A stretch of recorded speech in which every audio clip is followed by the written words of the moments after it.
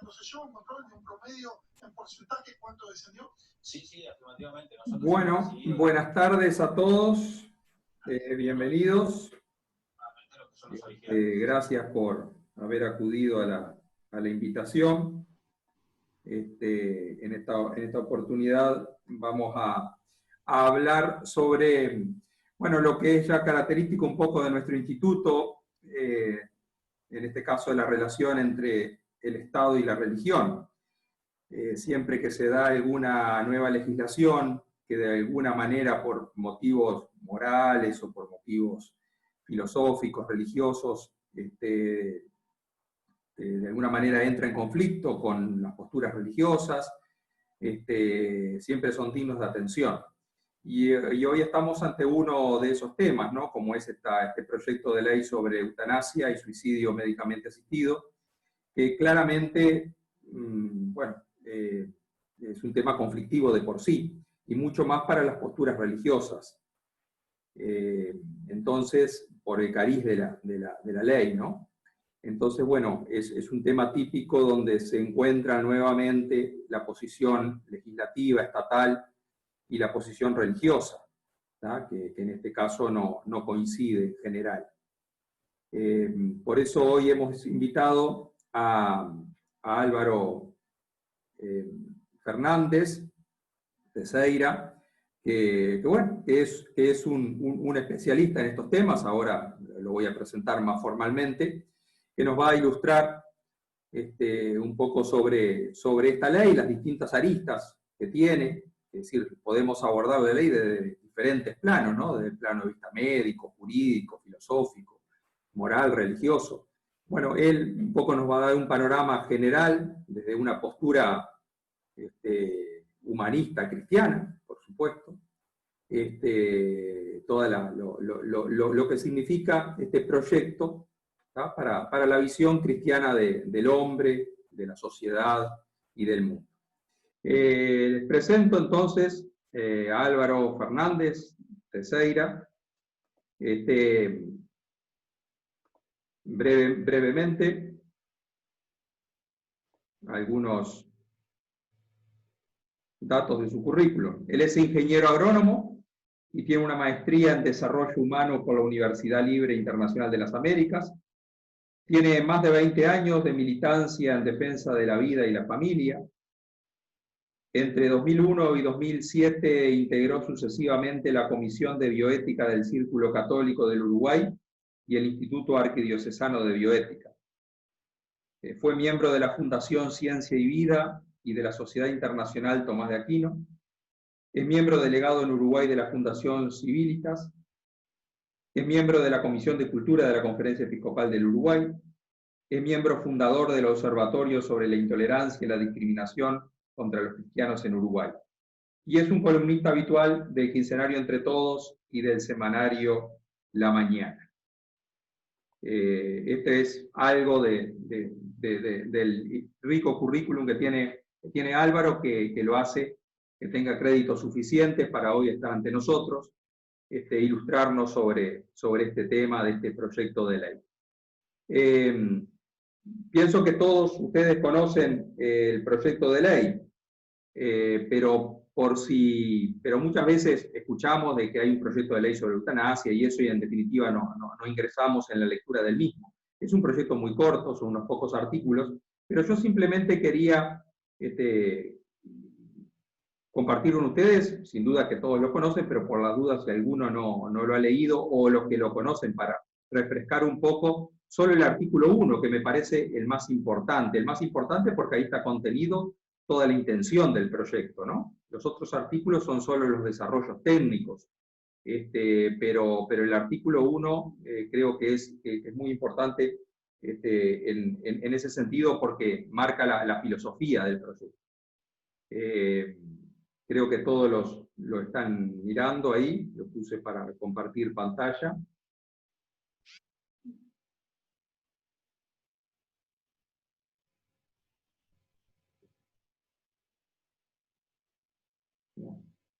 No apareció. Bueno, se los leo. Dice: está exento de responsabilidad el médico que actuando de conformidad con las disposiciones de la presente ley y a solicitud expresa de una persona mayor de edad, psíquicamente apta, enferma de una patología terminal, irreversible e incurable, o afligida por sufrimientos insoportables, le da muerte o le ayuda a darse muerte. ¿Está? Ese es el artículo 1, creo que ahí está condensado todo lo que es, como decía, el espíritu de este proyecto. Es decir, exceptúa exonera de responsabilidad el médico que, actuando en conformidad con esta futura ley, si es que se promulga, y cuando una persona mayor de edad, psíquicamente apta, tiene una patología terminal, irreversible o incurable, o una persona está afligida por sufrimientos insoportables, entonces el médico le puede dar muerte o ayudarla a que muera. Bueno, sin más preámbulo entonces, le damos la palabra a Álvaro, y luego que él, bueno, haga su exposición, vamos a tener un espacio para preguntas, comentarios y, bueno, y intercambios, porque creo que este es un tema que amerita que también podamos todos opinar. Así que, bueno, Álvaro, bienvenido y tenés la palabra.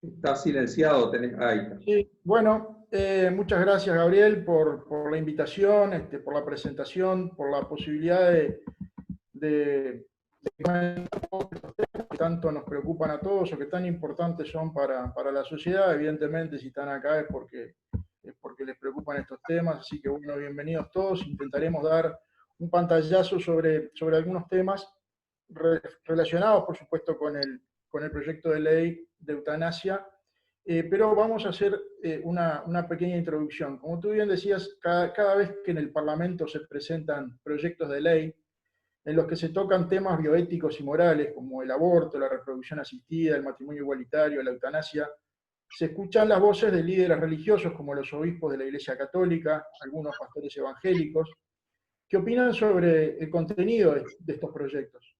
Y también participan en esos debates católicos, evangélicos, etcétera, que más allá de su fe son profesionales del derecho, de la medicina, de la filosofía o la política. Y ante estas opiniones, nunca falta el político o el opinólogo libre pensador que paradójicamente los manda a callar, ¿no? ¿Y con qué argumento? Bueno, habitualmente usan el argumento del propio Jesucristo cuando dijo a los fariseos: dad al César lo que es del César y a Dios lo que es de Dios.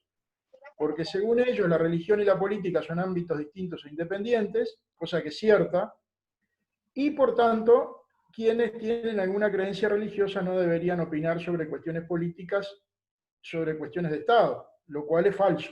La primera es cierta. Política y religión son cosas distintas, pero ello no quiere decir que los católicos no puedan opinar o que la Iglesia no pueda opinar sobre este tipo de asuntos bioéticos. El argumento de los que están en contra de que la Iglesia y los católicos opinen sobre estos temas tiene algunos problemas. En primer lugar, ningún católico pierde su ciudadanía en el momento en que es bautizado. Es un ciudadano como cualquier otro y tiene los mismos derechos que todos. En segundo lugar, también conviene aclarar que un católico, por su fe, cree que Dios es uno y trino, que en la Eucaristía está Jesucristo realmente presente, que María siempre fue virgen antes, durante y después del parto. Pero es obvio que a ningún católico en ningún país del mundo se le ocurriría jamás presentar un proyecto de ley para promover y menos para imponer su fe en estas cuestiones, ¿no? Entonces, ¿cuál es el problema de los, entre comillas, librepensadores con los creyentes? Bueno, yo creo que el problema no son las creencias religiosas que se tienen por fe, sino las convicciones morales a las que se llega mediante la recta razón, y que obviamente no contradicen la fe. En particular, a algunos les molesta la obstinada defensa por parte de los creyentes, e incluso de muchos que no lo son, de una moral natural objetiva y por tanto verdadera, que se fundamenta en la ley natural y que es contraria al relativismo moral imperante. Estas convicciones morales suelen estar muy bien respaldadas por datos que aporta la biología, la medicina, el derecho, incluso la propia Constitución de la República. Ya vamos más adelante, pero hay dos elementos clave que le complican aún más la vida a los relativistas, de alguna manera son relativistas. Uno es que nuestra Constitución está claramente afiliada al naturalismo, a la filosofía del derecho natural, que en última instancia se funda en la ley natural y que es capaz de ser conocida por la recta razón y por tanto por creyentes y no creyentes. Y el segundo problema es que donde habitualmente nos encontramos personas de distintas creencias e increencias varias, incluso gente atea. Hoy hablaba con un amigo que no es creyente, pero que comparte con nosotros todo el tema de la ley natural. Es precisamente en esa ley natural y en esa moral objetiva que sirven como fundamento del derecho natural y por tanto de la Constitución. Por tanto tienen un problema serio. Además, en una sociedad auténticamente democrática y pluralista, todos tienen que ser libres de expresar su opinión, porque todos los ciudadanos son iguales ante la ley, tanto aquellos que creen que Dios no existe como aquellos que creen que Dios existe. Tienen derecho a manifestar sus ideas y, entre otras cosas, porque ni unos ni otros pueden probar sus creencias de manera irrefutable, y porque si solo pudieran opinar y legislar los que no tienen fe, el Estado podría dejar de ser neutral en materia religiosa y pasar a ser ateo o antiteo, digamos, hostil a la religión, lo cual sería contrario a lo que establece la Constitución de la República, la Declaración Universal de los Derechos Humanos y una decena de tratados internacionales que nuestro país se ha comprometido a cumplir. Por tanto, cuando aparecen en el horizonte estos proyectos de ley que plantean problemas éticos y bioéticos, hay personas de distintas religiones que suelen intervenir con todo el derecho del mundo en el debate público, argumentando desde la razón y de distintas disciplinas con argumentos y datos que avalan sus posturas éticas, en las que habitualmente coinciden, porque la buena ciencia no contradice ni la ley natural ni la fe. Bueno, como decía Luis Pasteur, ¿no? Que la mala ciencia aleja de Dios, pero la buena ciencia acerca a Dios. Aclarado este punto introductorio y haciendo uso del derecho a opinar libremente, voy a pasar a analizar con argumentos racionales, filosóficos, médicos, jurídicos y políticos. Son argumentos de otros, por supuesto, yo soy ingeniero agrónomo y acá no vengo a dar cátedra de nada, simplemente he estudiado un poco, he leído un poco, he visto los argumentos que se presentan, gente mucho más leída y experiente que yo en algunos de estos temas, y lo que hago es tratar de divulgar su pensamiento, no son inventos míos. Entonces, bueno, vamos a tratar de analizar con argumentos racionales el proyecto de eutanasia y suicidio médicamente asistido presentado en el Parlamento el 11 de marzo por el diputado Ope Pasquet.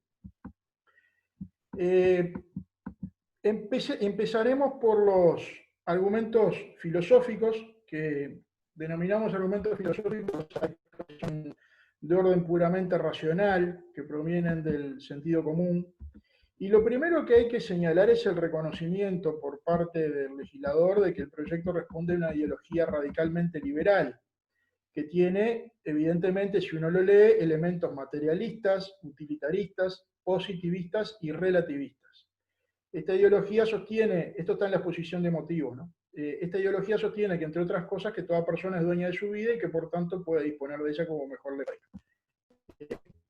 En nuestra opinión, desde que nadie se creó a sí mismo, nadie puede afirmar propiamente que es dueño absoluto de su vida. A lo sumo, uno es dueño y, por tanto, responsable, pero no de su vida, que es un derecho absoluto y que, como derecho absoluto, es indisponible e irrenunciable.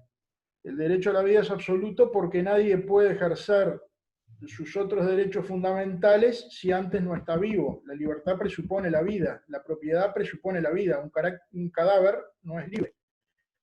La libertad puede ser limitada y el ejemplo más claro son los ahora denominados privados de libertad. Están privados de libertad porque precisamente que por razones de interés común el Estado puede limitar la libertad. Ahora lo vamos a ver más adelante en los argumentos jurídicos. El derecho a la vida es indisponible e irrenunciable porque los seres humanos tenemos una dignidad humana que es inherente a nuestra naturaleza o personalidad humana y que no puede ser violada por nadie. Si alguien dispusiera de la vida de otro, o si uno renunciara su derecho a la vida, de alguna manera estaría ignorando su propia dignidad y tratándose a sí mismo o a otro no como a una persona, sino como una cosa. Renunciar a los propios derechos, convertirse en medio para uso de otros o creer que cuando se deja de ser útil a la sociedad la vida propia carece de valor son actos que cosifican al ser humano, lo cual es indigno de nuestra condición de persona, ¿verdad? Y por último, es obvio que si este proyecto de ley es radicalmente liberal y nuestra Constitución es de filiación y es naturalista, o bien nuestra ley es una ideología radicalmente liberal, o bien en muchos casos no están de acuerdo con la letra y con el espíritu de la Constitución de la República. Una de dos. Por el principio de no contradicción, nuestras leyes no pueden ser a la vez y en el mismo sentido de filiación y un naturalista y de filiación radicalmente liberal o positivista. Siempre es posible encontrar algún punto en común, pero las diferencias, en este caso de la eutanasia, son mayores que las coincidencias, ¿verdad? Pasamos ahora a dar algunos argumentos jurídicos que hemos entresacado de los apuntes de algunos profesionales del derecho. Lo primero que hay que decir acá es que la Constitución de la República tiene varios artículos que obligan a proteger siempre la vida de todos sin discriminación alguna.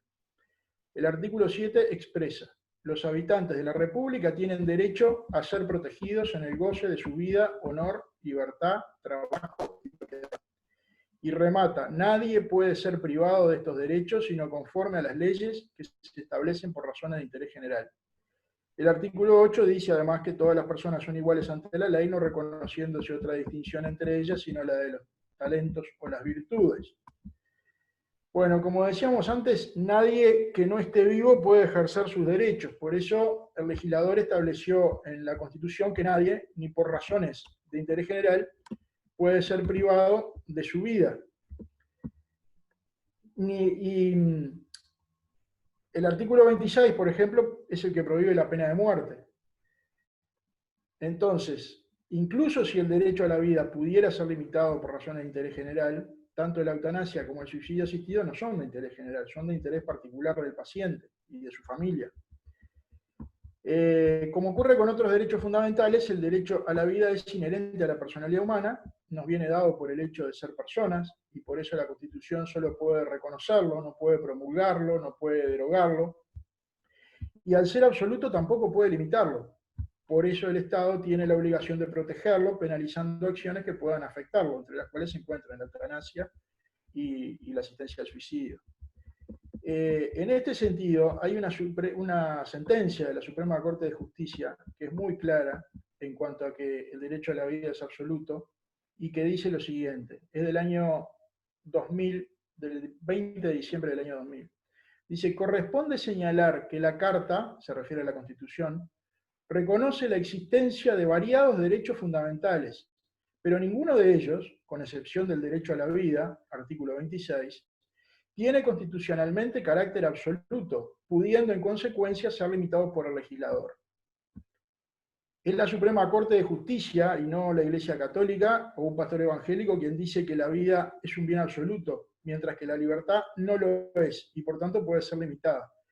Esto, evidentemente, no es compatible con un liberalismo radical, que diría, bueno, no, todos los derechos, la libertad es absoluta, ¿no? No, la libertad se puede limitar, la vida no. La Constitución es clara y la sentencia de la Corte de Justicia también. También es interesante lo que dice el artículo D, el inciso D, perdón, del artículo 17 de la Ley 18.335, aprobada en el año 2008. Esta ley, aprobada durante el primer gobierno del presidente Vázquez, dice: todo paciente tiene derecho a un trato respetuoso y digno. Este derecho incluye, entre otros, morir con dignidad, entendiendo dentro de este concepto el derecho a morir en forma natural, en paz y sin dolor, evitando en todos los casos anticipar la muerte por cualquier medio utilizado con ese fin, entre paréntesis eutanasia, o prolongar artificialmente la vida del paciente cuando no existan razonables expectativas de mejoría. En consecuencia, si el derecho a la vida es el único que tiene carácter absoluto, el Estado tiene que tutelarlo siempre, sin excepciones de ningún tipo, y ninguna ley debería obviar el hecho de que es la Constitución la que prohíbe tanto dar muerte a un tercero como ayudarlo a suicidarse. Ni siquiera un juez puede dictaminar que alguien no tiene derecho a vivir, y lo único que puede hacer el juez es, en la ley vigente, ¿no?, es exonerar al culpable de homicidio piadoso. Por lo dicho, es erróneo entonces concluir que el suicidio, al no estar penalizado, está permitido, que es lo que plantea la ley, y que por tanto es un derecho, eso lo plantea la ley. Dicen, no, bueno, el suicidio no está penalizado, por lo tanto está permitido, y si está permitido es un derecho. Bueno, esto no es así. ¿Por qué?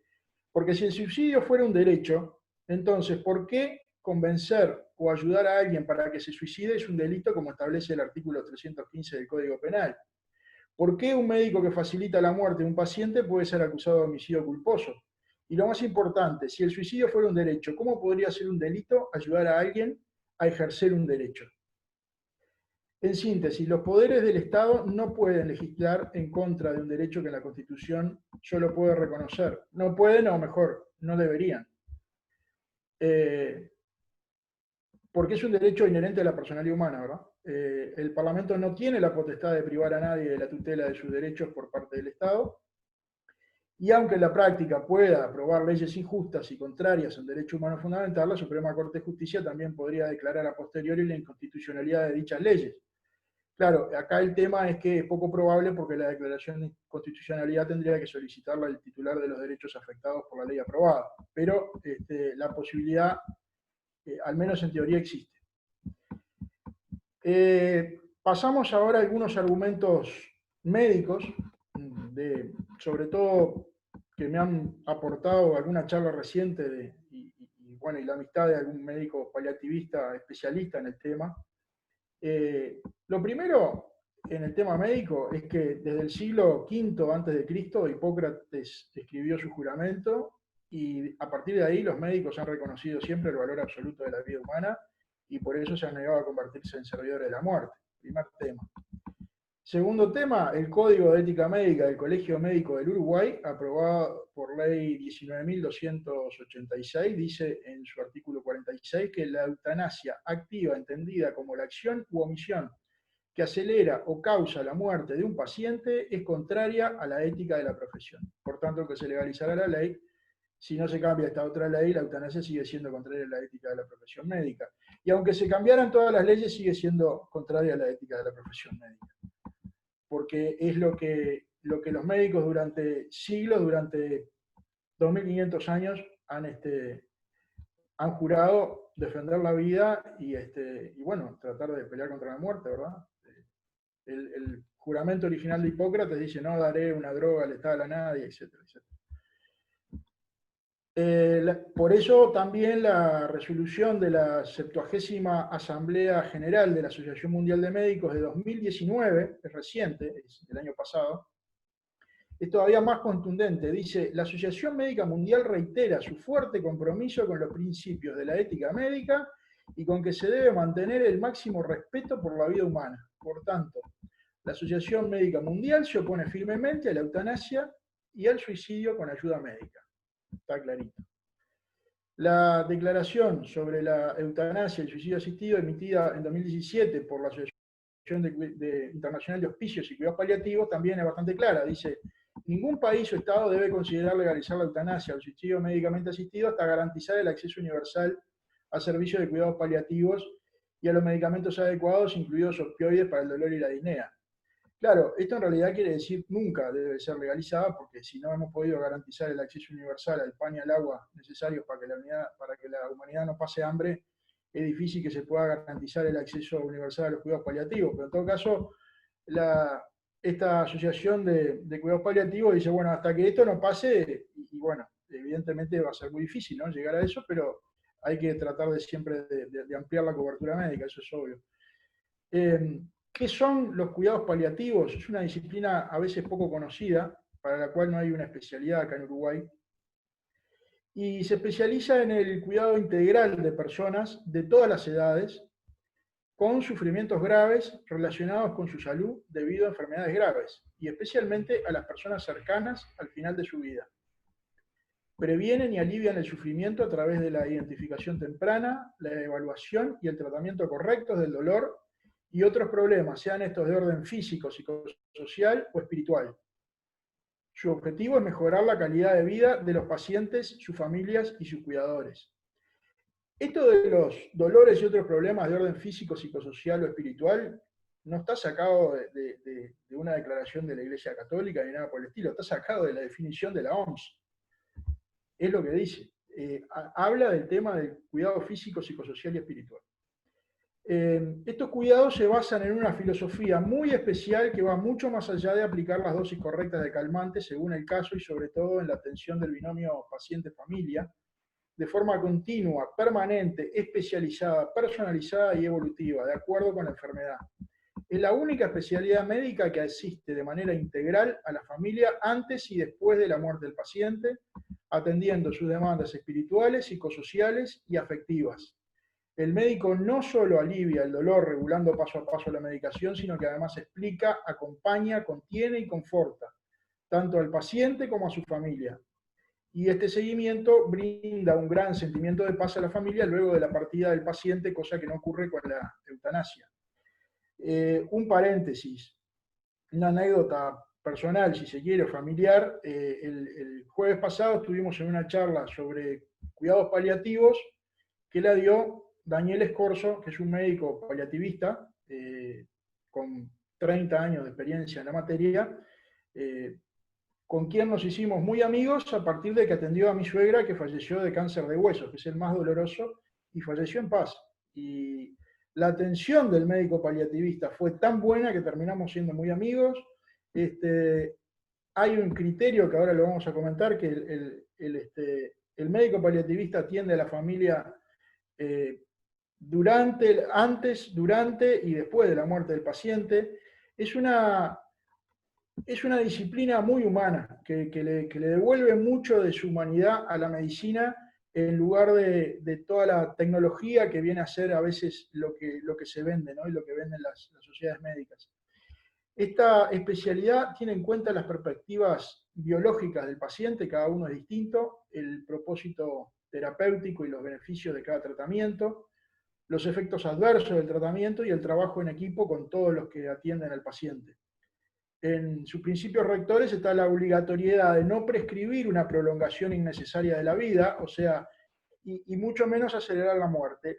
Los cuidados paliativos están entre el ensañamiento terapéutico y la eutanasia. Están, digamos, en el justo medio, están por la muerte natural. La muerte, cuando tenga que sobrevenir, va a sobrevenir porque todos nos vamos a morir. El asunto es no adelantarla con la eutanasia y no retrasarla innecesariamente con una tortura terapéutica que puede ser, digamos, que es contraria también a la dignidad humana. Por el tipo de atención brindado, los cuidados paliativos son tan efectivos como económicos, pues en la mayoría de los casos se realizan en domicilio. Esto mejora además notablemente la calidad de vida y de muerte del paciente, ya que por lo general el paciente muere en su hogar acompañado de sus seres queridos, mientras la gran mayoría de las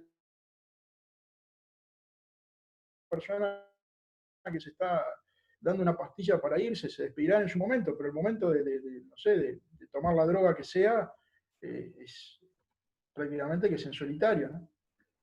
Y bueno, en síntesis, desde que existen los cuidados paliativos no es necesaria la eutanasia. Eso es lo que nosotros podemos decir a partir de la experiencia de un montón de médicos especialistas en el tema. Y se puede garantizar a los pacientes una muerte natural y sin dolor, y en la mayoría de los casos acompañados por sus seres queridos. Un detalle importante que conviene aclarar, que a veces hay distintas versiones sobre el tema, y es que la morfina, aun cuando se aplique en dosis altas para sedar al paciente con el objetivo de evitar que sufra, no mata. La morfina no mata. Por eso los especialistas en esta disciplina dicen que cuando un enfermo se lo trata con cuidados paliativos, quien termina matando al paciente es la enfermedad, no el médico.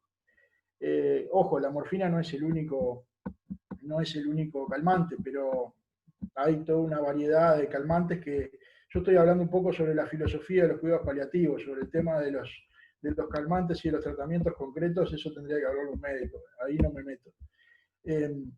Pero hay un tema que sobre el tema del dolor que está en el proyecto de ley, y que yo creo que es un error grave, que lo hemos comentado con este médico y con algunos otros. Dice el proyecto de ley en su exposición de motivos que la libertad de la persona es un atributo inseparable de la dignidad inherente a su condición de tal y comprende el derecho a determinar el fin de su propia vida. Ya vimos por qué esto es contrario a derecho. Ante esta visión, cabe además otra pregunta, aparte del tema constitucional y del tema de que si estamos ante un orden jurídico liberal o ante un orden jurídico y naturalista. Pero cabe una pregunta. ¿Un paciente afligido por dolores insoportables que no ha sido perfectamente informado por un paliativista, un especialista en la materia de cuidados paliativos, y que no ha sido tratado por un profesional experto en calmar el dolor, ¿es realmente libre? Bueno, los mejores paliativistas dicen que no, es un no categórico. De ninguna manera puede ser libre una persona que está atenazada por dolores terribles. La decisión de alguien que padece grandes sufrimientos está brutalmente condicionada por su dolor y, por tanto, tiene su lógica que el paciente pida la muerte, pero lo que en realidad quiere no es morir, es dejar de sufrir. Entonces, solo puede elegir libremente aquel paciente que ha sido perfectamente informado por un especialista en cuidados paliativos, no por cualquier médico, porque la segunda opción que prevé el protocolo en la ley, la segunda opinión que se pide a otro médico en el protocolo de la ley, puede darla a cualquier médico, puede darla a un traumatólogo, puede darla a un oftalmólogo, puede darla a cualquiera. No es prescriptivo que la dé un paliativista, como sería lógico, ¿no? Pero además de la opinión perfectamente informada de un paliativista, el paciente tendría que empezar a ser tratado con cuidados paliativos el día en que empieza a pedir la eutanasia. Hay un protocolo de 18 días con distintas entrevistas que lo único que puede hacer es torturar al paciente, porque si no se lo atiende con cuidados paliativos durante esos 18 días, es una tortura que va creciendo porque se van nada más aumentando los síntomas, se van agravando, hay más dolor y el paciente lo que hace es pedir más la muerte. Se le está induciendo a pedir la muerte y a no tener retorno, porque se le hace sufrir durante 18 días. Si se le empezara a tratar con cuidados paliativos desde el día 1 y se le informara y se le mostrara que el paciente puede aliviar su dolor sin pedir la eutanasia, yo creo que el 99,9% no lo harían. Bueno, y por último, vamos a dar algunos argumentos políticos antes de la conclusión, que son básicamente dos. Denominamos argumentos políticos a algunos que tienen que ver con las motivaciones políticas de la ley. En la exposición de motivos del proyecto de ley se dice que tanto la eutanasia activa como el suicidio asistido han existido siempre y existen hoy en nuestra nación, que ocurren clandestinamente y en penumbras y que esto expone a los médicos y enfermeros que participan en ellos a la eventualidad de una sanción penal. Bueno, aparte del hecho obvio de que si alguien es conocedor de estos hechos debería denunciarlos, en cómplice, suele suceder que cuando uno comete un delito se pone a ser sancionado penalmente. También los robos, los homicidios de diversos tipos, las violaciones, los abusos bueno, lleva a esa necesario algunos delitos y los cometen, se exponen a sanciones penales. Pero ello no implica que, como dice el proyecto, existe un distanciamiento de la ley y los valores de la sociedad y la lo que necesita no es que el gobierno legalice los delitos que se vuelven comunes, sino lo que el moribundo necesita no es que lo maten, sino que le faciliten el acceso a los cuidados paliativos para no sentir dolor. Y después el otro argumento político es que las disposiciones que hasta ahora sirven como referencia a nuestro país en materia jurídica ya no se corresponden con las pautas culturales imperantes hoy en nuestra sociedad ni con los cambios legislativos y jurisprudenciales que se han estado produciendo en varios países del mundo. Bueno, acá, para justificar esta necesidad de modificar las leyes, se hace una enumeración de países y estados que han legalizado la eutanasia y el suicidio asistido. Hicimos la cuenta. Se mencionan 10 estados de los 51 estados que conforman Estados Unidos, uno de los 6 estados que integran Australia, y después países como Canadá, Bélgica, Holanda, Luxemburgo, Alemania, Holanda, Suiza, Portugal y Colombia. En concreto, 11 países de un total de 215 países que hay en el mundo introdujeron en su legislación alguna de estas políticas. Como somos bastante aficionados a los números, da que son el 5% de los países del mundo, y 2 de ellos solo en unos pocos estados con respecto al total. Son los que marcan las pautas culturales imperantes en nuestra sociedad. 11 países en 215. Otra forma de verlo es que el 95% de los países del mundo no han cambiado su legislación sobre la eutanasia y seguramente siguen fundando sus legislaciones en una biblioteca mucho más grande y mucho más sólida, que está basada en 2500 años de historia, ¿no? Si tomamos como punto de partida el juramento de Hipócrates. Y además, el criterio básico para introducir cambios en nuestro derecho penal no debería ser la moda, sino más bien lo que dice nuestra realidad y lo que establece nuestra Constitución. Lo que dice la Constitución es que la eutanasia no es admisible en ningún caso, porque para hacerlo habría que cambiar la Constitución, y lo que dice nuestra realidad es que los cuidados paliativos existen y que si se aplican bien calman el dolor y permiten morir en paz a los pacientes más afligidos. Así llegamos a la conclusión, o a las conclusiones. Lo primero es que en nuestra opinión existen abundantes argumentos filosóficos, médicos, jurídicos y políticos para rechazar la ley de eutanasia y de suicidio asistido. Si nuestra sociedad y nuestros políticos se guiaran por el sentido común en lugar de por el sentimentalismo, por los datos de la ciencia y no por ideologías, por lo que establece la Constitución y no por lo que dice la corrección política, la ley de eutanasia y suicidio asistido no podría ser aprobada jamás, al menos mientras esta Constitución nuestra siga vigente. Si finalmente se aprueba, sería una cuenta más en el rosario de leyes aprobadas, más por lo que indica la moda cultural y política del momento que por lo que indica la razón y la Constitución. Y ante esto, ¿qué podemos hacer los que estamos en contra de la eutanasia para frenar este proyecto de ley? Bueno, hay muchas cosas que no podemos hacer, pero hay otras que sí. Creo que podemos hacer tres cosas. La primera, difundir a como dé lugar que ante la eutanasia hay una alternativa infinitamente mejor y más respetuosa de la vida, más humana, que es la medicina paliativa. La segunda, presionar a los políticos que cada uno votó para que voten en contra del proyecto en el Parlamento. Y la tercera, recordar nosotros qué políticos votaron a favor y qué políticos votaron en contra para evaluar si los apoyamos en una próxima elección o no. Se apruebe o no este proyecto, los que estamos de acuerdo en que no debería aprobarse, tenemos que resistir, como estamos resistiendo algunos con el tema del aborto después que ya se aprobó y seguimos resistiendo. Todo es parte de una batalla cultural, a nuestro juicio, una batalla cultural de dimensiones gigantescas que estamos librando, y lo único que no podemos hacer es bajar los brazos. Y para terminar, una reflexión final. Desde que leí hace un año, lo terminé más o menos, una trilogía magnífica de un autor español, José Javier Esparza, sobre la Reconquista Española, me gusta tomar este caso como ejemplo para mirar las cosas con perspectiva y para ilustrar la situación actual. Seguramente muchos de ustedes saben que en el año 711 los visigodos que ocupaban la vieja Hispania estaban en guerra civil. Uno de los bandos le pidió ayuda a los moros y bueno, vinieron desde el norte de África, ayudaron a ese bando a ganar la guerra, y se ve que les gustó tanto la península que se quedaron, ¿no? Se quedaron durante los siguientes 770 años.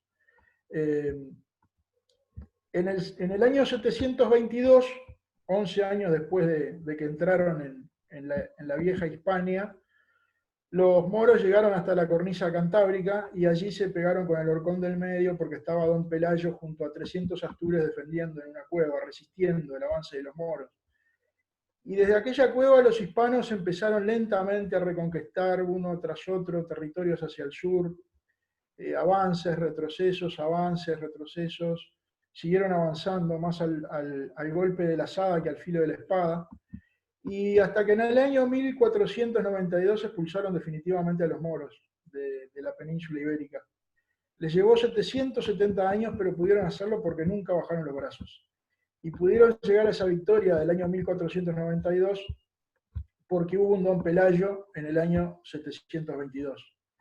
Entonces, lo que a nosotros nos muestra esto es que no sabemos cuántos años, cuántas décadas, cuántos siglos nos llevará a reconquistar nuestra cultura, nuestros valores, pero sabemos que si resistimos, que si nos mantenemos firmes en la determinación de no bajar los brazos jamás, tarde o temprano estoy seguro de que se puede lograr, porque además estamos ante una ideología estéril, una ideología contraria a la vida, una ideología contraria al sentido común, una ideología contraria a la naturaleza, y la naturaleza no perdona nunca.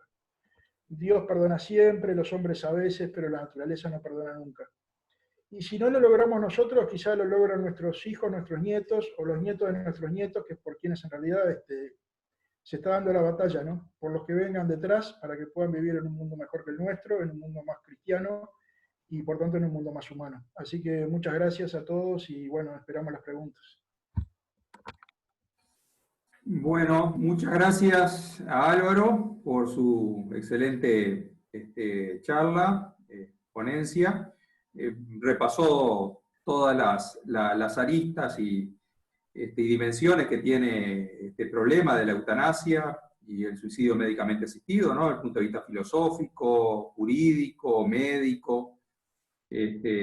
Así que bueno, queda abierto ahora un poco el diálogo.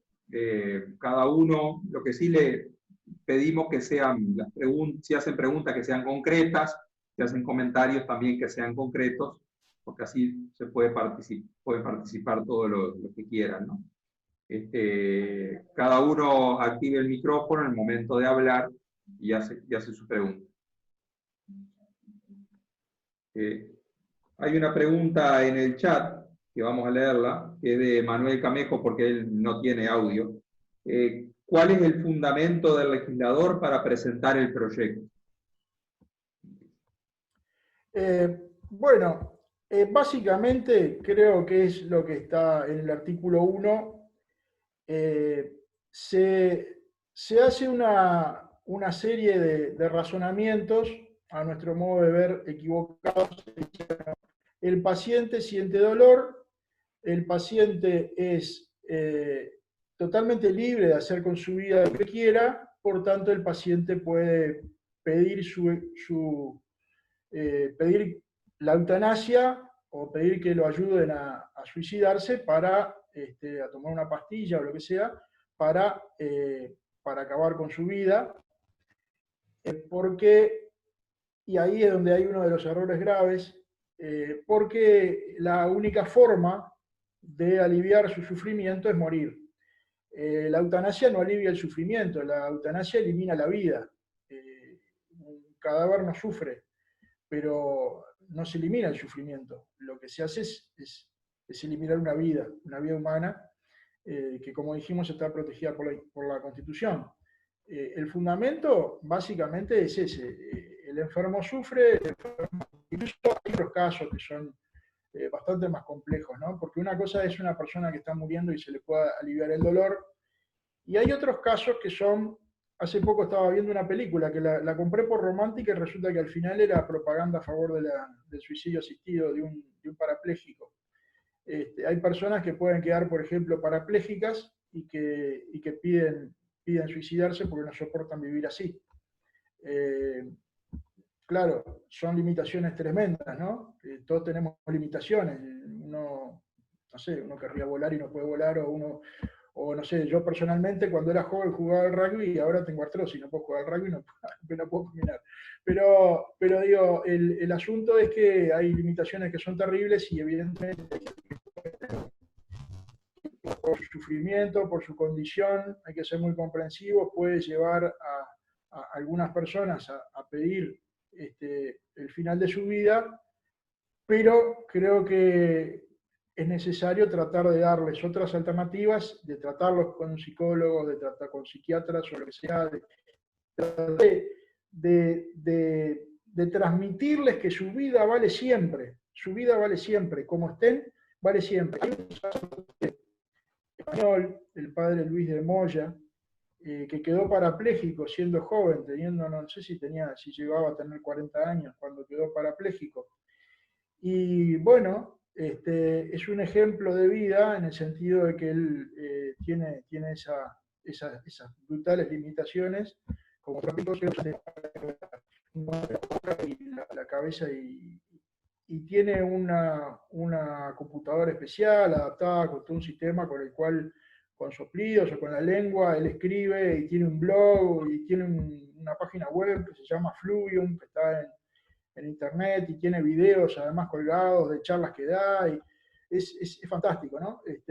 Y bueno, pero es un canto a la vida, ¿no? O sea, es posible vivir y vivir con sentido. El asunto es encontrarle el sentido, que ahí está donde entra también lo religioso. Porque esto lo decía Benedicto XVI, por ahí tenemos la cita en algún lado, que la justicia puede llegar a hacer que una sociedad, bueno, tenga justamente, valga la redundancia, que una sociedad sea justa, que una sociedad esté en equilibrio, que los derechos de todos se respeten, etc. Pero la Iglesia, la religión, en realidad, en general, lo que da es sentido a la vida, lo que da es la cuota parte del amor que todos necesitamos para vivir. Y bueno, quizá para estas personas sea muy importante descubrir que su vida vale y que hay alguien que los ama y que son gente que tiene una función en la vida que cumplir, que quizás sea dar ejemplo para que nosotros que tenemos todo no nos quejemos. Quizás, no sé.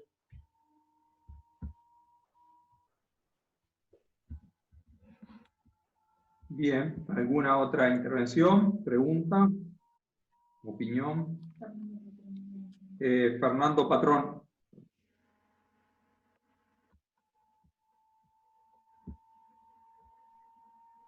No sé si me escuchan bien. Sí. ¿Sí? Perfecto. La pregunta va en el siguiente sentido. Hace poco, creo que todos lo pudimos ver por televisión o escucharlo por algún otro medio de comunicación, que el gobierno, y concretamente el mismo presidente de la República, tenía, o dijo que tenía, una agenda pro vida. La pregunta mía es si tiene alguna información. Bueno, ustedes habrán visto lo que ocurrió cuando el presidente hizo ese anuncio. Todas las personas, legisladores o dirigentes políticos que estaban de acuerdo con el aborto, le saltaron encima al señor presidente molestos por ese anuncio. O sea que ya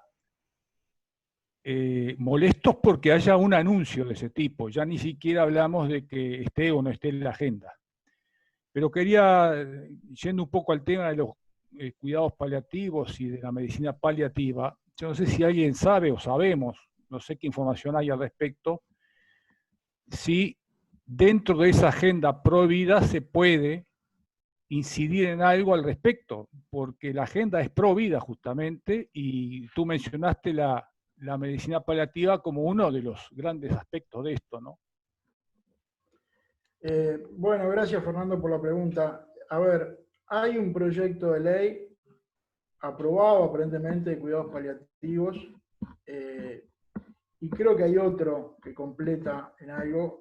A ver, lo que yo sé, hasta donde yo sé, es que hay iniciativas para extender los cuidados paliativos que salieron, lógicamente, de la Sociedad de Cuidados Paliativos, porque saben lo que, bueno, conocen toda esta temática infinitamente mejor que yo, pero sé que hay iniciativas legislativas para regular el tema de los cuidados paliativos. Tampoco tenemos nosotros, por ejemplo, en Uruguay, yo lo dije al pasar, una especialidad para que los médicos se especialicen en cuidados paliativos y tengan su laudo por ser especialistas en cuidados paliativos. Ahí hay todo un tema también de regulación, porque son especialistas, pero resulta que no están por un laudo como en otras profesiones. Es una profesión tremendamente desgastante, porque los que hacen bien los cuidados paliativos, no vamos a hablar de los que los hacen mal, pero los que los hacen bien, como algún médico que conozco, como les decía este amigo mío, trabajan 7 días a la semana, las 24 horas al día. Quiero decir, están disponibles los 7 días a la semana, 24 horas al día. Si los llaman un domingo a las 3 de la mañana, tienen que ir un domingo a las 3 de la mañana, y van. Y yo, en algún momento que este amigo mío se había quedado sin auto, se le había roto el auto, un día me pidió como si fuera lo más normal del mundo, ¿no? Che, ¿me llevas a Santa Catalina que tengo que visitar a un amigo? Así que allí fuimos al barrio de Zabalza, ahí a Santa Catalina, a visitar a un enfermo. Y él va a todos lados, o sea, están permanentemente a disposición de los pacientes. Claro, quizá a veces se cargan demasiado de pacientes y bueno, él al final se terminó jubilando porque llegó un día, él mismo lo cuenta, ¿no? Que estuvo le enseñó un neozelandés que había sido, había trabajado directamente con Cecily Saunders, que fue la inglesa que introdujo el tema, o reintrodujo en la historia de la medicina el tema de los cuidados paliativos allá por el año 1967. Y este hombre que lo formó a él, le decía, el día que te levantes y no tengas ganas de atender pacientes, retírate. Y parece que le pasó 2 días seguidos y bueno, ya planificó su jubilación y a los 60 años se jubiló. Ahora sigue atendiendo pacientes, pero no en el ritmo de antes, lo sigue atendiendo a nivel privado y no es el ritmo de antes que de repente tenía, no sé, 40 pacientes por día, ¿no? Es un disparate. Digo, capaz que era eso, capaz que era un poco menos, pero realmente es un ritmo que hay que tener una vocación especial para ser paliativista, pero también hay que tener una filosofía especial que no es solamente, él siempre me decía, no es solamente dar las dosis adecuadas de calmantes, tenés que hablar con la familia. Él dice, en mi último examen mi profesor me preguntaba, bueno, ¿qué es lo más importante de un médico?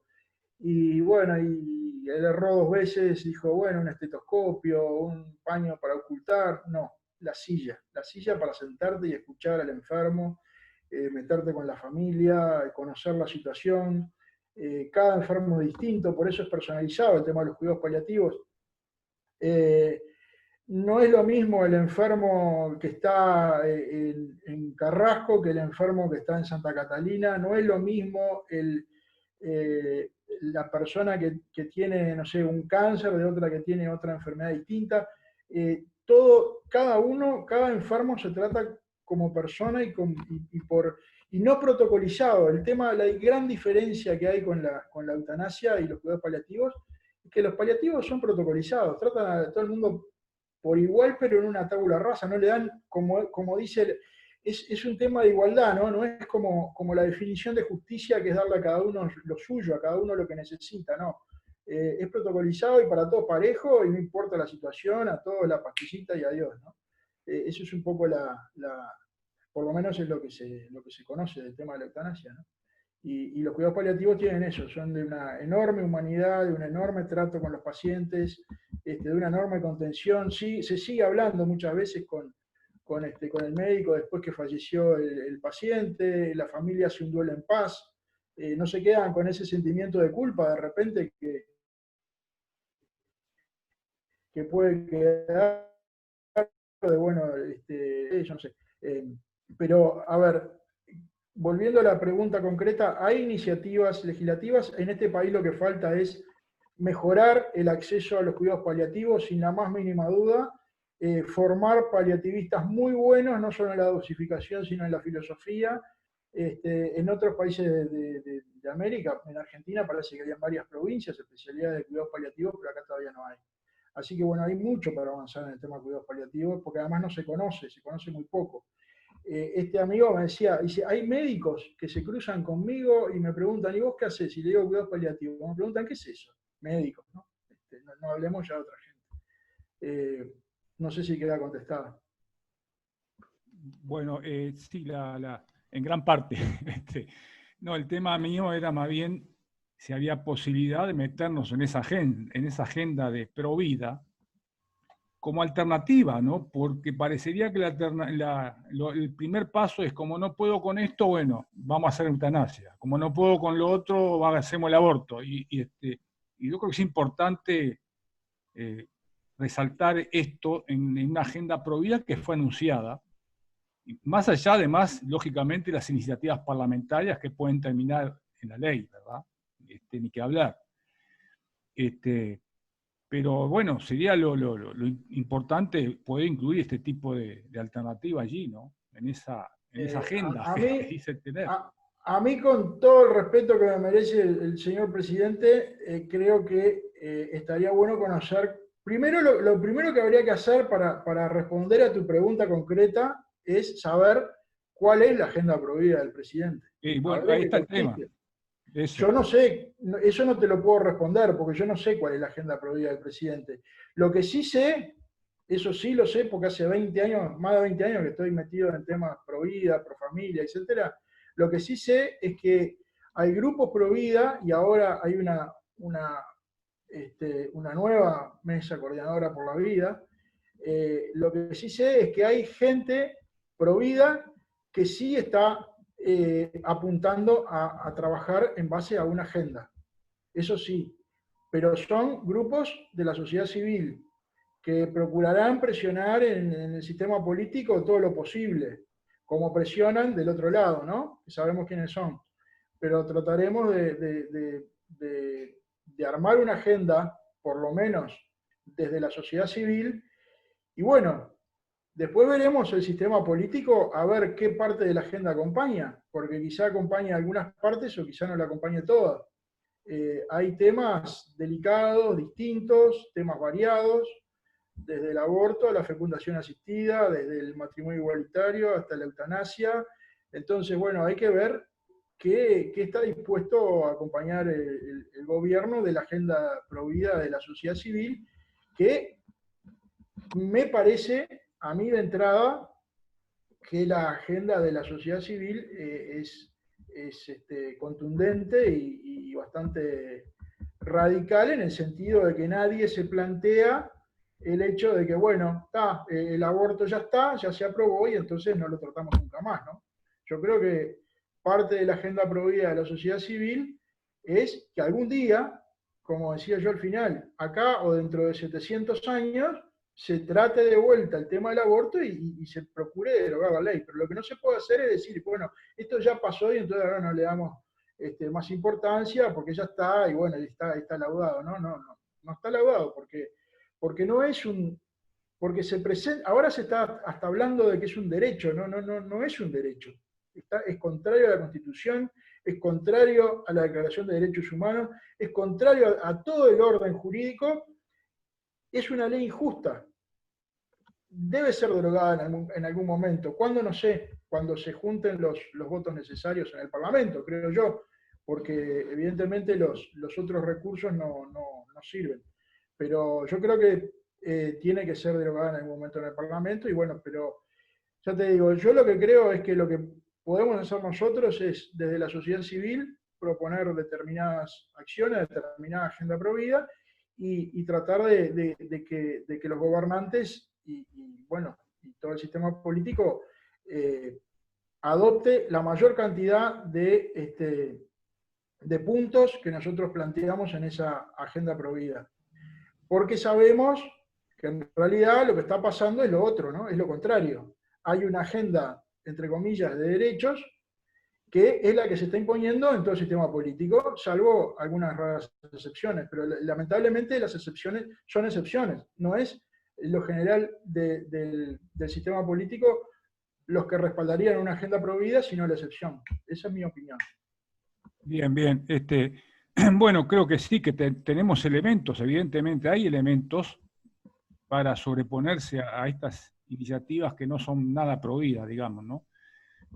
Pero las leyes, por supuesto, algún tipo de taller, bueno, etcétera, y sí, yo me inclinaría por, además de eso, bueno, tratar con el gobierno a ver qué dice esa agenda prohibida, qué es lo que trae, y poder introducir algunas cosas nuestras allí, ¿verdad?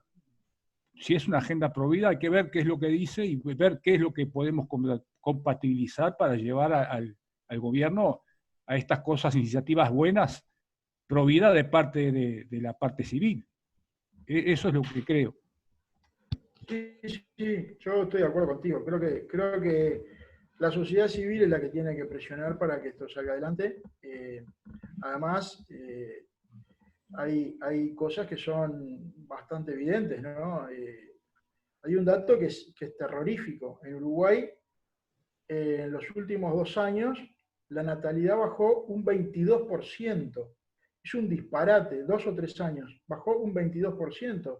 es un disparate. Vamos rumbo al suicidio demográfico y los que son jóvenes, los que tienen 30, 40 años, 20 años y menos, supongo que conociendo la situación de la natalidad en Uruguay deben estar temblando, porque cuando se jubilen no van a tener quien les pague la jubilación. Es tremenda la situación. Hay quienes dicen, no, esto va a un nuevo equilibrio, etcétera, pero lo que es necesario es promover la natalidad. Claro que no de cualquier manera, ¿no? Pero bueno, pero es porque es necesario, por un lado, que la natalidad se promueva haciendo las cosas como se deben hacer, y segundo, también que estos chicos que nazcan puedan tener todas las oportunidades, o por lo menos la mayor cantidad de oportunidades de crecer en una vida digna, de tener una educación digna, una familia digna, un techo, etcétera, ¿no? Pero sí, creo que hay que ir por ahí. Creo que es la sociedad civil la que tiene que presionar al sistema político. Estoy de acuerdo con eso. Bueno, Florencia, levantó la mano. Buenas noches. Quería comentarles que nosotros, algunos de Florida y de Sarandí, lo que estamos haciendo es empezar a juntar firmas. O sea, todavía estamos armando el documento y todo para presentarle un documento al presidente y juntando las firmas de la población que está en contra de esto. Porque es importante que también nosotros, como decían, que tenemos que empezar a movilizarnos, porque si del otro lado ya se están moviendo y han venido haciéndolo durante mucho tiempo, desde que estaba el Frente Amplio en el gobierno, nosotros ahora es como que el momento de dejarnos de estar callados y respetuosos, y empezar a movilizarse. Y además que creo que con la llegada del presidente, creo que es una buena oportunidad para que se retome lo del aborto y podamos sacar la ley esa, que lo único que hace es destrozar a la familia, y lo que hacen todas estas ideas sobre los recursos que se usan para el pobre y para no sé qué, es financiar todo el aborto, financiar todos los sistemas abortistas. ¿Para qué? Para arruinar la familia, para separar la familia, para que el padre, la figura del padre pase a ser el padre, el Estado. Entonces, nosotros, por lo menos desde acá, de lo que estamos haciendo nosotros es empezar a juntar firmas y tratar de concientizar a la gente de que eso no está bien, porque muchas veces con el respetar al otro no llegamos a nada. Entonces, bueno, por lo menos eso, y si alguien se quiere sumar con nosotros a ayudar, se puede comunicar con nosotros, el padre tiene el número de teléfono. Gracias. Florencia, muchas gracias. Mira, yo lo que después hablo con el padre, le pido tu teléfono y te puedo sumar a un grupo de WhatsApp que tenemos que se llama No a la Eutanasia, y bueno, donde incluso hay uno hasta de comunicación también. Se están recibiendo permanentemente propuestas, me parece excelente que se estén moviendo. Todos nos tendríamos que mover, y la verdad que es buenísimo que ustedes se estén moviendo ahí.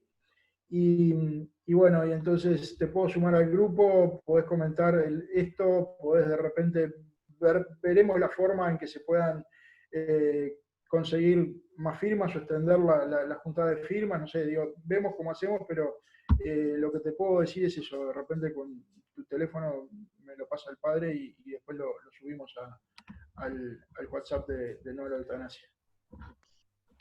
Bárbaro, muchas gracias. Y además que nosotros estamos contactados también de otras religiones que son protestantes, pero que están en la misma lucha. Y creo que es momento de que, si bien sean religiones diferentes, es momento de unirse por este bien de la sociedad. Sí, sin duda, sin duda. Muy bien. ¿Alguna otra intervención, pregunta?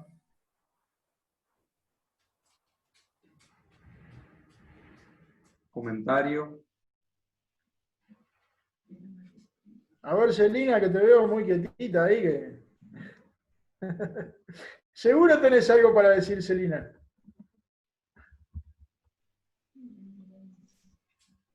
No tiene activado el micrófono.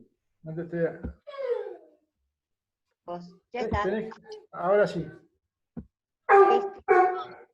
Que fue todo muy claro. Realmente me sorprende que se hable, no me acuerdo exactamente lo que dice el artículo, pero que se hable de que la persona que quiere, digamos, terminar con su vida o que lo ayuden a morir, tiene que estar libre. Nadie está libre si está en el medio del sufrimiento más atroz. O sea, no hay libertad cuando hay dolor. Entonces, Exacto. más allá de lo que sean nuestras convicciones, creo que es una contradicción del que legisla poner algo que se contradice. Es decir, si se necesita libertad para esa decisión de que te ayuden a morir y de la asistencia al suicidio, ahí ya de entrada es un disparate, porque alguien que quiere realmente morir, lo que quiere es terminar con el sufrimiento, pero lo está diciendo desde lo más atroz del sufrimiento. Por eso me parece que la alternativa de los cuidados paliativos es absolutamente, primero humana, después cristiana y fundamentalmente tiene que ver con, ahí sí, la libertad de no de decidir su muerte, porque nadie tiene la libertad de hacerlo, pero sí de poder sentirse de otra manera. Yo he tenido una experiencia personal, y la puedo concretar, de una persona muy allegada a nosotros, que tenía justamente lo que tú estabas diciendo, que tuvo un cáncer durante 10 años, una cosa tremenda, con una metástasis con cáncer óseo, y realmente un día dijo, yo me quiero morir. Y pero no quiero quitarme la vida, me quiero morir, no podía aguantar más el dolor. Pero el cuidado paliativo soluciona ese aspecto. Entonces, ¿qué libertad había en ese familiar cuando pedía morir? Lo que pedía era no sufrir más, nada más. Pero creo que es un tema que no lo resolvió bien el legislador, porque por lo menos, digamos, si realmente creen eso, ahí es como una traición del otro yo, ¿verdad? Que en definitiva, más allá de todo, como tú decís, están siguiendo una ideología que tiene que ver con el relativismo hasta de la vida misma, ¿no? Solo eso. Sí, exacto. Es una ideología que es contraria a la... bueno, es relativista, pero acá lo que creo que tenemos que tratar de resaltar permanentemente es que es contraria al espíritu y a la letra de la Constitución de la República. Tenemos una salvaguarda ahí, que es la Constitución de la República, y lamentablemente hoy creo que tenemos menos constitucionalistas que antes de los que se la juegan. Tenemos algunos, por ejemplo, que en algún momento se la han jugado o que por lo menos reconocen perfectísimamente, prácticamente, a ver, todos los constitucionalistas y sobre todo los buenos reconocen perfectamente que la Constitución es naturalista, que está basada en el derecho natural. Que algunos no lo reconozcan, que hayan positivistas entre los legisladores, etc. Sanguinetti se ha manifestado más de una vez como partidario del positivismo, pero por poner un legislador que es de su partido, que en algún momento estableció en un proyecto de ley que la Constitución es naturalista, por ejemplo, Correa Freitas, que fue senador del Foro Ballista, y sin embargo reconoce absolutamente que nuestra Constitución es naturalista. Estaba también Grosses Piel, estaba Gonzalo Aguirre. Los constitucionalistas saben esto, y saben que la vida es un derecho absoluto. Después, bueno, está el asunto del legislador y qué hace con la ley, ¿no? Y bueno, y de repente terminan, nuestro sistema jurídico lamentablemente no permite que una ley que es inconstitucional o que es contraria, vamos a decir no inconstitucional porque eso es una declaración de la Suprema Corte, creo, pero una ley que es contraria al espíritu y a la letra de la Constitución pueda terminar, finalmente ser aprobada, ¿no? Siempre, por supuesto, que se sabe que hay 2 bibliotecas, etcétera, pero hay cosas que son muy evidentes y muy fuertes, entonces, por tanto, me parece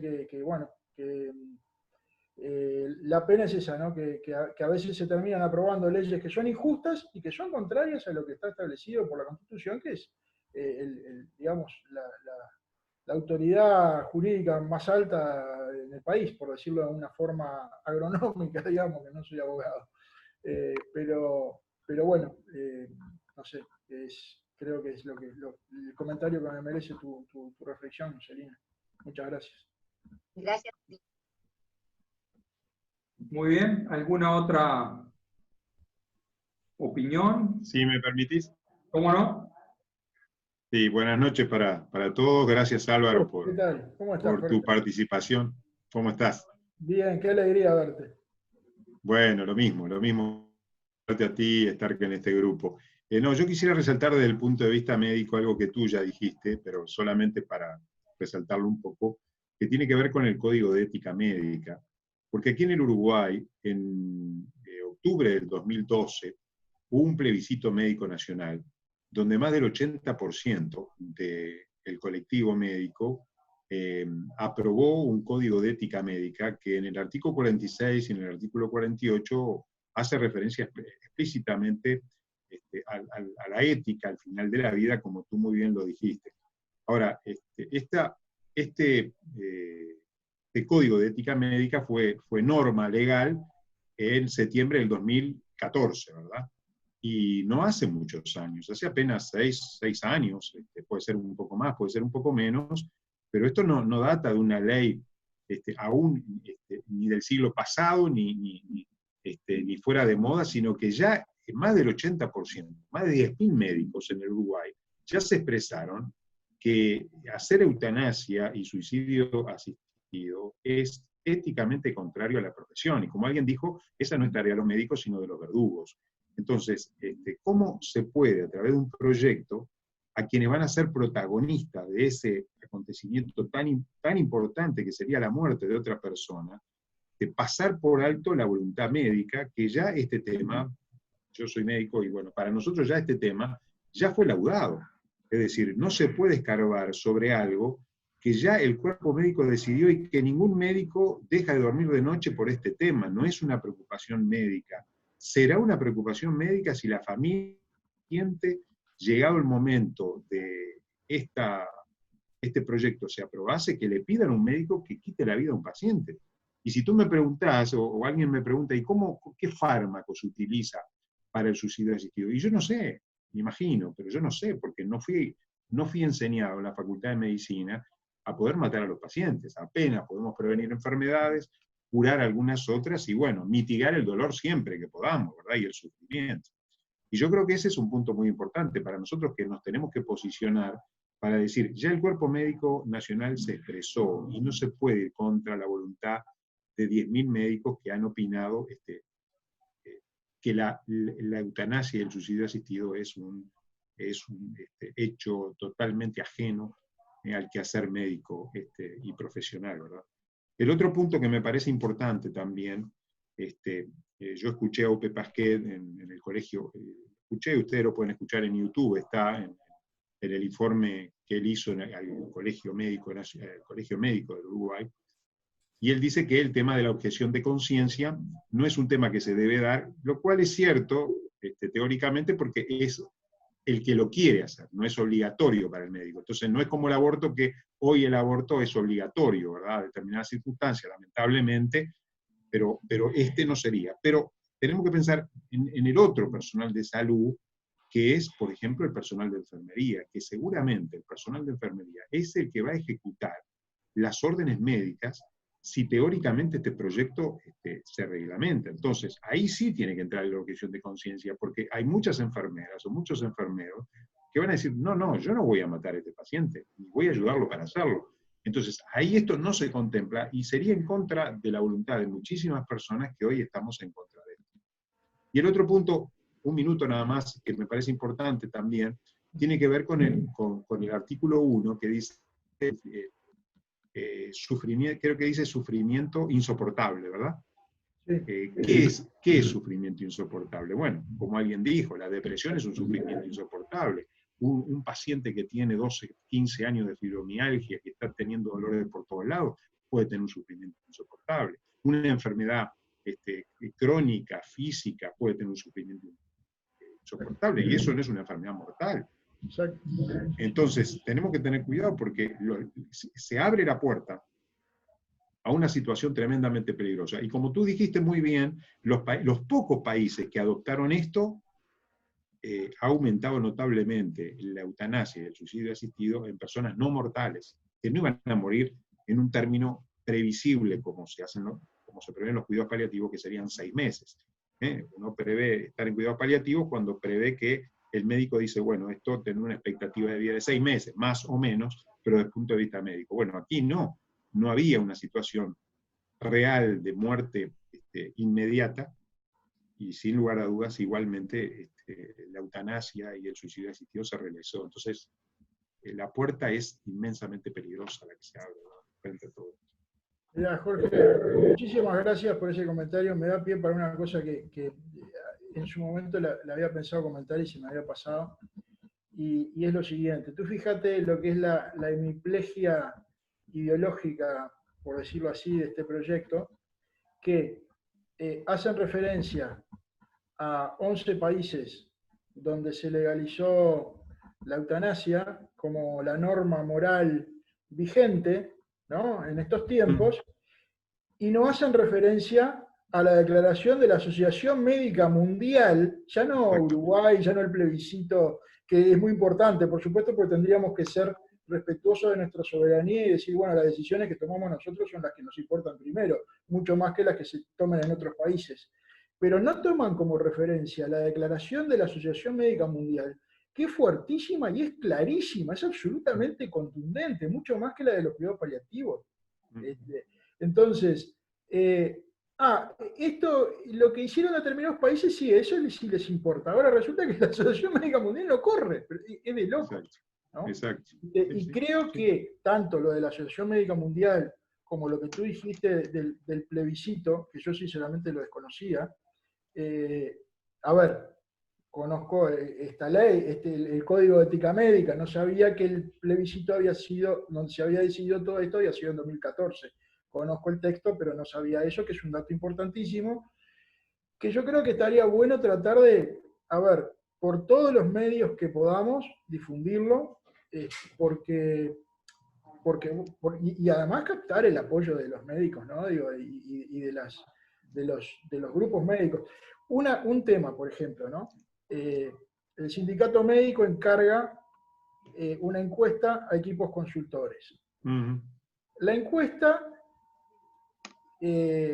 dice, da 2 opciones, dolor o eutanasia. En la encuesta, los cuidados paliativos no existen. Exacto. No hay alternativa en la encuesta. Entonces, claro, la gente, ¿qué va a decir? Cuando le pregunta, ¿a usted le prefiere, no sé, sufrir un dolor insoportable, quizás durante un montón de años, o morirse? Bueno, a ver, si me das esas dos, y bueno, yo te digo, mirá, prefiero morirme. Capaz que prefiero morirme, no sé, capaz que, no sé, pasar por la calle y que me atropelle un auto. Pero digo, a lo que me refiero es, no te dan la opción. Entonces, ahí hay responsabilidad del sindicato médico, quizá no hay una respuesta del colegio médico, que quizá debería pronunciarse, no sé si es el colegio médico, pero alguna institución que agrupe médicos, o algunas instituciones, o la academia, o lo que sea, la Academia Nacional de Medicina, pero que hayan pronunciamientos, sería muy bueno, y sobre todo cuestionando la encuesta, ¿no? Este aspecto de la encuesta que te da, como yo comentaba el otro día, incluso creo que lo puse en algún artículo, que yo no sé si ya salió, ya no me acuerdo porque he visto tanto de esto, no sé si salió o está por salir, pero a ver, es como que vos vas a cruzar un río, ¿no? Y te dicen, vos preguntás, a ver, ¿cómo puedo cruzar el río? Bueno, mirá, podés cruzarlo nadando o podés cruzarlo en un bote que está ahí. Pero no te dicen que hay un puente allá, que son los cuidados paliativos. Claro, exactamente. Sí, sí. Entonces, Sí. están dando dos opciones y te están ocultando la mejor. Eso en una encuesta pedida por el sindicato, ¿no? Sí, lamentablemente esto es la muestra cómo hoy la ciencia ha tenido una actividad, ha tenido una actitud genuflexa frente a la ideología, ¿verdad? Sí, sí. Porque hoy ya no nos guiamos más por la razón y por la ciencia, sino que nos estamos guiando por las ideologías. Y encuestar a 400, se encuestaron a 411 personas. Y justamente una de las preguntas que se hizo fue esa: ¿qué usted prefiere? ¿Morir de dolor y morir de sufrimiento o que le hagan eutanasia? Exacto. Pero si sabemos que hay más de 2 millones de adultos, de los cuales un gran porcentaje de ellos no saben ni lo que son los cuidados paliativos, ni las posibilidades que existen, ¿cómo le vamos a preguntar a 400 personas, o 411 personas que entendemos que ese es el muestreo de todo un país, que cuando dice una cosa realmente no sabe lo que está respondiendo, ¿verdad? Y creo que el sindicato médico lamentablemente está teniendo una actitud alevosa frente a todo esto. Sí, sí. Además yo creo que... Y un puñado, perdóname, y un puñado de profesionales no pueden, lo que yo quiero sostener es que un puñado de profesionales no pueden ir en contra de lo que 10.000 médicos ya lo laudaron, ya lo votaron, y dijeron que no. Exacto, exacto. Además, bueno, no sé, se me fue el pensamiento, pero no, evidentemente ahí sí, lo que laudaron 10.000 médicos no lo pueden resolver 4. Pero tú estabas diciendo algo antes que yo iba, no me acuerdo exactamente qué iba a decir, pero bueno, no importa, no debía ser importante. Pero, no, tenía que ver con la encuesta.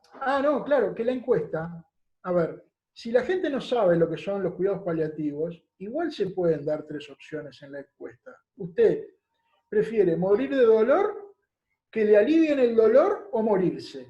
Porque si vos ofrecés los cuidados paliativos, nadie sabe, me preguntan, bueno, y capaz que no sé, capaz que hay distintas ideas sobre los cuidados paliativos. Uno me dijo el otro día, sí, es cuando viene el médico y te da la pastillita, el coso para acelerar. No es, eso no es cuidado paliativo. No tiene nada que ver, eso se está haciendo caso, pero, o que te da el cóctel, no es eso. Pero aunque la gente no sepa exactamente lo que son cuidados paliativos, la encuesta se podría hacer igual preguntando si las personas prefieren sufrir dolor, que les alivien el dolor, o morir. Pero la opción de aliviar el dolor, que es el puente para cruzar el río, no te lo dan. Bien, hay otra que quieren preguntar. Buenas noches. Hola. ¿Sí? ¿Sí? Buenas noches. Buenas noches. Ever de Sarandí del G. Primero que nada, agradecerle infinitamente el tiempo y todas las explicaciones que ustedes están dando, que incluso nos permiten fortalecernos en la defensa de la vida. Todos han dicho cosas importantes. Lo que más me indigna, que no debería, pero me indigna, es que los gobernantes gocen de una defensa llamada fuero, y que en las declaraciones a que hace referencia ese video que se nombró, donde actúa Ope Pasqué con algunos médicos, es que él haya dicho que tiene conocimiento de que, y sabe que muchas veces se ha optado por quitarle la vida a un paciente en acuerdo con los familiares del paciente. ¿Qué pasa? Cualquiera de nosotros, y si yo lo dijera y lo llevara a publicidad, seguramente algún fiscal me llamaría y me diría que presente la denuncia a ver dónde y cómo puedo yo comprobar eso. Lo más lamentable de esto es que un gobernador que supuestamente debería estar haciendo leyes para la vida y no para la muerte, esté diciendo eso públicamente y nadie mueva un pelo para que explique lo que dijo. Pero bueno, no soy ni jurista ni nada que se parezca, pero eso, de todas las muchas cosas que me movilizaron, esa fue la que más, vamos a decir, me dolió. Gracias. Es tal cual. Bueno, yo lo mencioné, ¿no? Ahí justamente en esto que tenía escrito, porque yo no soy un gran orador, pero entonces, bueno, tenía algo escrito por acá y sí, lo dije por acá, ¿no? Si uno sabe que primero, decían bueno, que estaban legislando en este sentido porque, bueno, porque alguno podía ser acusado de... Bueno, pero a ver, cualquiera que conoce estas cosas, si no las denuncia es cómplice. Eso lo comenté acá claramente, ¿no? Si uno no denuncia es cómplice. Claro, quizá se deba a los fueros que el diputado Pasqué no tenga problemas al decir ese tipo de cosas, pero lo cierto es que hay una complicidad y lo cierto es que si uno comete un delito, se expone evidentemente a ser penalizado. Y lo que pasa es que él piensa que eso está bien, ese es el tema. Él piensa que está bien matar a un enfermo.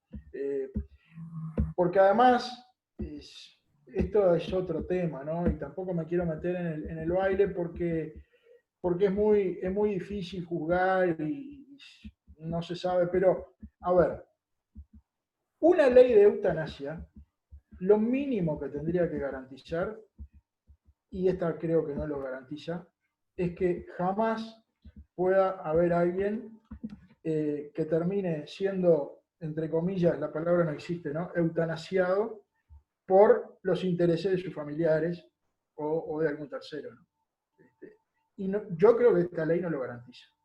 No digo que puede pasar que creo que no está la garantía para evitar que por lo menos nadie pueda recibir un tratamiento con el cual le quiten su vida por los intereses de un tercero, porque está dormido, porque está, no sé, pero bueno. También hay una cosa, ¿no? Bueno, con respecto a lo que decía Jorge hace un rato, este médico amigo, Daniel Escorzo, que me comentó que era amigo tuyo, bueno, Daniel me decía, al médico lo tratan como un delivery, ¿no? Tráeme un pancho, tráeme una pizza, tráeme una pastilla para suicidarme, ¿no? Prácticamente lo convierten en eso, en un delivery, o en un testigo de la muerte, pero porque resulta que la autonomía del paciente es tal que se terminaría, está bien, en este caso no es obligatorio, pero se terminaría de alguna manera violentando la libertad del médico también, ¿no? Que tiene su derecho a participar en estos tratamientos. Eso está bastante garantizado, pero lo que no está garantizado es lo otro, es de que no vaya a haber una intencionalidad de que fulanito, porque tiene determinada enfermedad, bueno, está y tiene mucha plata, entonces, bueno, vamos a acelerar un poquito porque así disfrutamos un poco más nosotros, ya que él no puede disfrutar, entonces lo liquidamos y adiós, ¿no? Ese tipo de cosas para mí no están garantizadas en la ley. No sé, padre Gabriel, el tema de que no soy abogado yo, pero sí tenemos un abogado por acá. Me parece que no está garantizado, no sé. No, absolutamente no. No. Aparte, el mismo Pasqué dijo que incluso la terminología la copió de la ley de voluntad anticipada, que también es bastante mala, ¿no? La ley ¿cómo es? Sí, voluntad anticipada, o sea que ya existía, ¿no? Acá, por supuesto, hace años. Pero eso, claro, por lo menos el paciente con tiempo puede dejar escrito que en caso de padecer una enfermedad que sea irreversible, que lo desconecten. Bueno, él fue un poquito más allá, dice, pero tomó los mismos términos, ¿no? O sea, que todos esos conceptos de irreversibilidad y todo eso son muy vagos también, ¿no? Como lo de dolor insoportable, ¿no? Sí, además hay otro tema. hay un tema que es grave. Yo evidentemente no podía ahora comentar todos los argumentos de todas las áreas, pero hay un tema que es grave, y es que dice la ley que el paciente se puede arrepentir hasta el último momento. Ahora, pero resulta que si está fuera de ambiente, si está dormido, y dejó que quería eso, y de repente, no sé, de repente se despierta y se arrepiente. Pero si no se despierta y podría haberse arrepentido, ¿quién lo sabe? ¿Cómo se sabe? ¿Cómo se puede saber que realmente el paciente no se arrepintió si está dormido y no puede expresar o tiene un síndrome confusional, o tiene cosas de este tipo que no puede expresar su opinión? No, siempre estas leyes queda eso muy en manos de la discreción de los familiares, ¿no? Ya digo, Sí. Pasquel mismo dijo que se había inspirado mucho en esa cosa de la voluntad anticipada, y la voluntad anticipada terminan decidiendo, cuando el paciente no puede decidir, terminan decidiendo otros que a veces ni siquiera pueden ser familiares directos. O sea, Claro. se abre acá bueno, a ver, en los países donde fue legalizado ya sabemos lo que sucedió. O sea, Sí. a los extremos que se llegó, ¿no? Porque hoy en día en Holanda una persona tiene 80 años y tiene una gripe fuerte y ya la mata. Es decir, Exacto. sí, tal cual. ¿Tá? Es decir, Exacto. o sea que ya sabemos en qué termina eso, ¿no? Sí. Bien, ¿alguien más que quiera participar? Si no, ya podemos ir cerrando. Sí, patrón. Sí, Gabriel, creo que va para vos la pregunta ahora, ya que te metiste.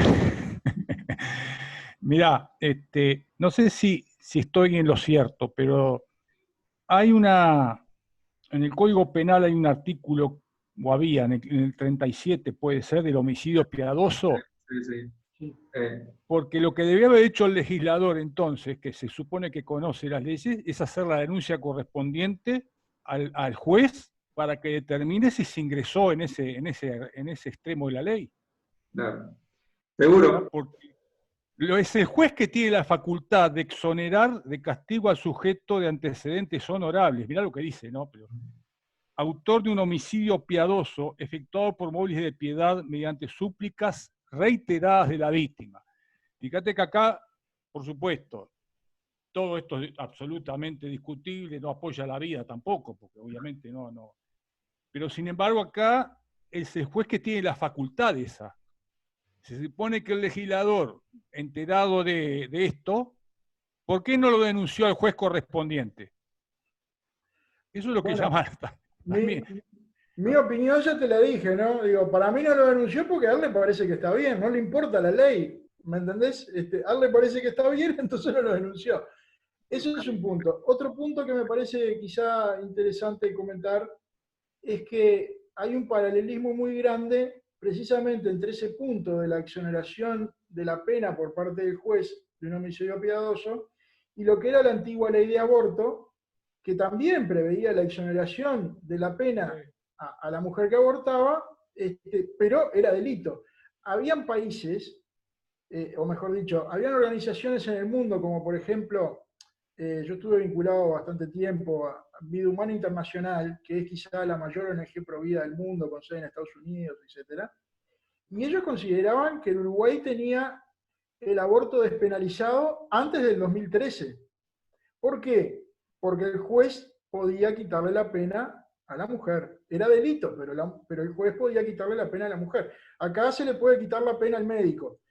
Entonces, cualquiera de las dos leyes, yo creo que están bien, porque el aborto es delito y después el juez decide, bueno, lo exonero, no lo exonero, le aplico tal pena, me parece bien porque sigue siendo delito. El problema es que cuando se le quita la categoría de delito, y encima todavía cuando pasa a ser un derecho, como pasa a ser un derecho, a ver, lo quieren imponer como derecho el aborto, que no lo es y no lo va a ser nunca, pero es una licencia, un privilegio, un permiso, como quieran llamarlo, pero derecho no es.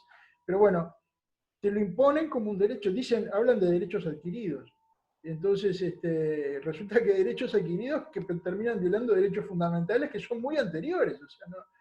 Pero bueno, quería simplemente comentar el paralelismo que hay entre los dos casos, porque son las dos puntas de la vida y en las dos están procediendo de la misma manera.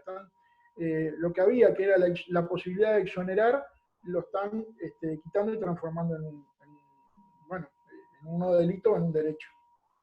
Sí, lo del homicidio piadoso incluso tenía eso, como bien decía Fernando, la protección por lo menos judicial. Aquí ni siquiera eso, ¿no? Porque ahora pasa al colegio médico, al Ministerio, ¿no?, de Salud Pública, que el proyecto de ley de eutanasia, ¿no?, que es el que va a determinar si el médico actuó bien o mal.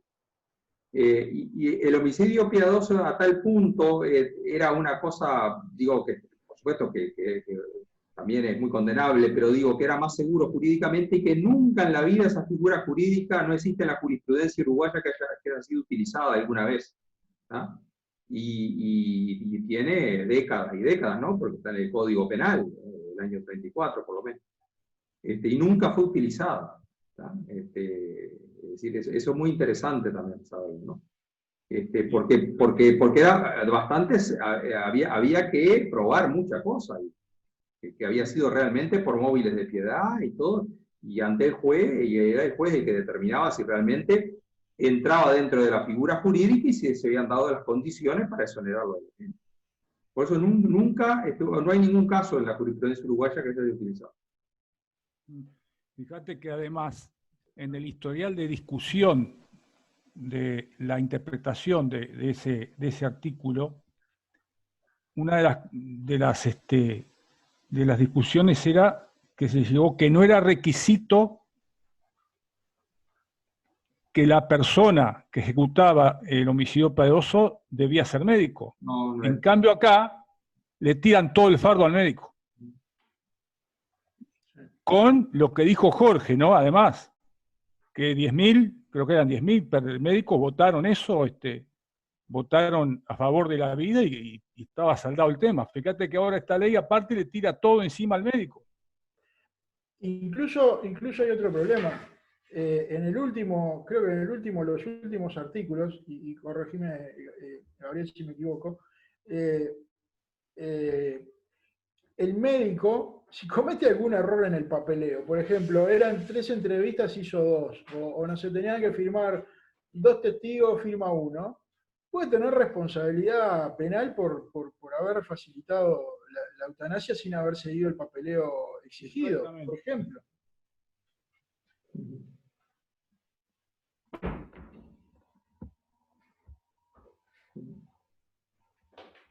¿Se te cortó el audio? Yo paré de hablar. Está bien. Sí, sí. Muy bien.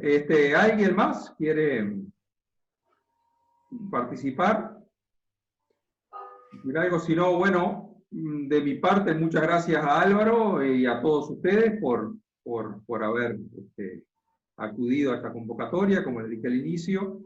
Ya tenemos los datos de ustedes, así que en otra instancia que organicemos lo vamos a invitar. Vamos a tratar de seguir discutiendo este tema, porque por lo menos vamos a tener, aparentemente esta ley se estaría votando en diciembre, por allá, aparentemente. Así que vamos a tener todo el semestre para seguir sensibilizando sobre este tema, seguir informándonos, formándonos, y bueno, y como decía Álvaro también, hacer un poco desde nuestros lugares, un poco de presión también para que esto no salga, ¿no?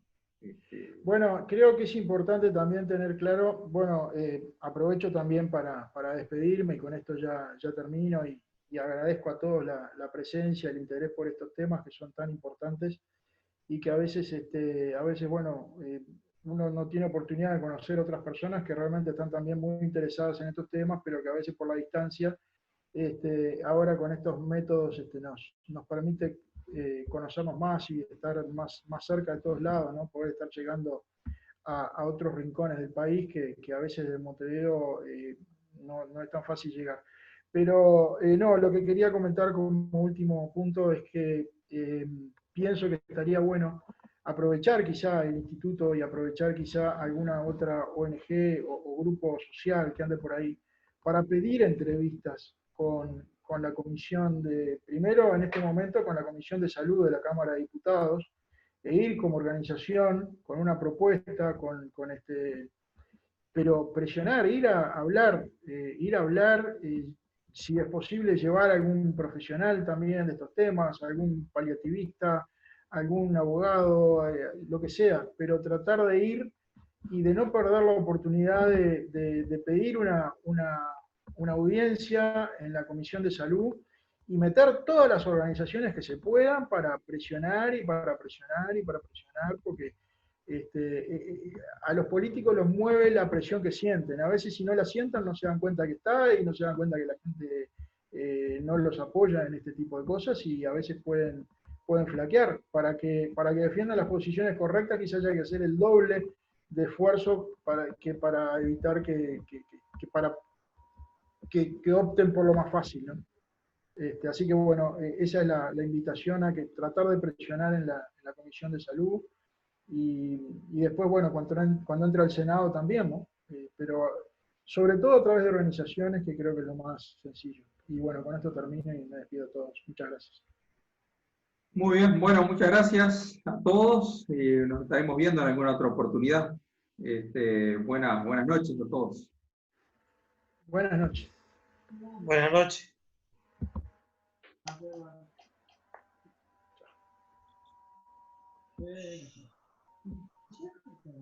No,